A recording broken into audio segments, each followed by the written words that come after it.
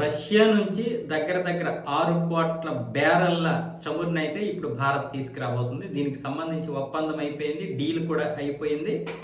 పైగా ఇప్పుడున్నటువంటి ధర కంటే $5 భారత్ ఎక్కువిచ్చి మరీ ఈ యొక్క చమురునైతే కొనింది. ఇంతకుముందు కూడా ఇదే రష్యా దగ్గర రాయితీల పేరుతో చాలా తక్కువ కొనడం. ఇప్పుడు మళ్ళీ అదే భారత్ వాళ్ళు చెప్పిన దానికంటే ఒక $5 తక్కువకి, ఇప్పుడున్నటువంటి దీనికంటే ఒక $5 ఎక్కువకి, అంటే అటు రష్యా చెప్పిన దానికంటే ఒక $5 తక్కువ. ఇప్పుడు ఏదైతే క్రూడ్ ఆయిల్ ధర ఉందో దానికి ఒక $5 ఎక్కువ. అంటే మనకు ఒక $5 లాభం, వాళ్ళకు ఒక $5 లాభం కిందకైతే కొనడం జరిగింది. $115, $110 మధ్యలోనైతే డీల్ జరిగినట్లుగా ఇప్పుడు వార్తలు అయితే వస్తున్నాయి.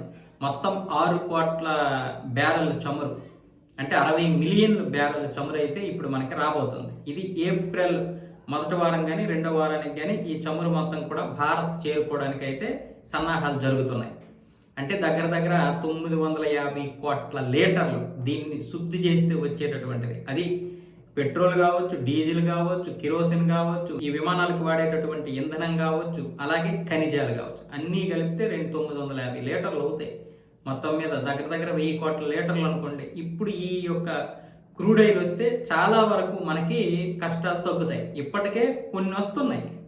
చాలామంది అనవసరంగా ప్యానిక్ అవుతున్నారు. కొన్ని బంకులు వాళ్ళు ఏమొచ్చేసి కావాలని క్లోజ్ చేసేస్తున్నారు. ధరలు ఏమైనా పెరుగుతాయేమో, పెరిగిన తర్వాత అమ్ముదామని. కొంతమంది ఏమొచ్చేసి ఇష్టం వచ్చినట్లుగా బాటిల్ తీసుకొచ్చినా, బకెట్లు తీసుకొచ్చినా, కుక్కర్లు తీసుకొచ్చినా కూడా పోసేస్తున్నారు. అది ఏంటో మరి అర్థం కాదు. ఒకడేమో మూసేస్తాడు, ఒకడేమో పోసేస్తాడు.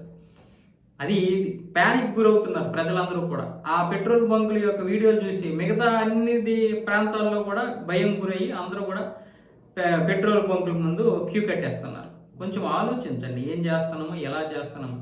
సరే, మీరు ప్రభుత్వం మాట వినాల్సిన అవసరం లేదు. ప్రభుత్వం అబద్ధం చెప్తుందేమో అనుకోండి. అలా చెప్తే నిజంగా వాడు బకెట్లలోను డ్రమ్ముల్లోనూ పోస్తాడా? పోయిడు కదా. ఇంకొకడు ఎందుకురా మూసేస్తాడంటే వాడేమొచ్చేసి ఎక్కువ ధర పెరుగుతుందేమో, డీజిల్కి ఎలాగైతే పెరిగిందో పెట్రోల్ కూడా అలా పెరుగుతుందేమో అని చూస్తున్నారు వాళ్ళు. బ్లాక్లో అమ్ముకోవడానికి, లేదంటే ఎక్కువ ధర వచ్చిన తర్వాత అమ్ముకోవడానికి.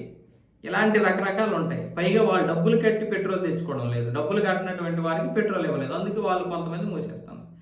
కొంచెం మనం వెనక్కి తగ్గితే అందరికీ పెట్రోల్ దొరుకుతాయి. నేనేమి ఎవరిని తప్పు పడడం లేదు. ఎవరి బాధ వారిది. డ్యూటీలకి వెళ్ళాల్సినటువంటి వారు ఉంటారు. అదే పెట్రోల్ మీద జీవితాలు ఆధారపడి ఉన్నాయి. ఎంతోమంది చిన్న చిన్న షాపుల్లో, అంటే లేదంటే బల్లుల మీద తిప్పి కూరగాయలు అమ్మాలి, లేకపోతే ఇంకేమో అమ్ముకోవాలి. వాళ్ళందరూ భయానికి గురవుతారు, నేను కాదన్నా. కానీ కొంచెం సమయం పాటించాలి. డ్రమ్ములేంటి, ఆ బకెట్లు ఏంటి, ఆ విధంగా పోసేస్తుంటే ఒక అర్థం పర్థం లేదా నిజమైనటువంటి వినియోగదారుడు మోసపోతాడు లేదా నష్టపోతాడు.